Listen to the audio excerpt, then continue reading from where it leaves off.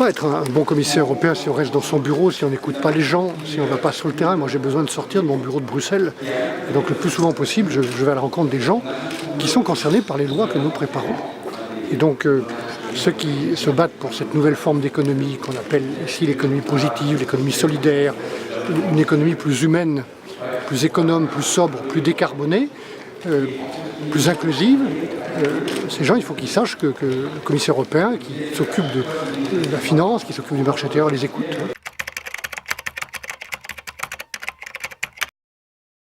Il y avait des préconditions pour que cette nouvelle économie puisse se développer et fleurir un peu partout. Et j'ai parlé de ces 4 conditions préalables.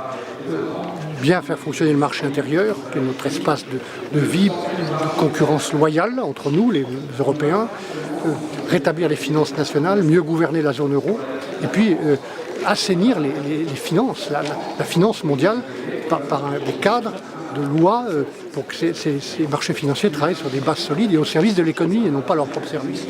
Maintenant que tout ça est en train d'être fait, il faut avoir confiance, nous le faisons.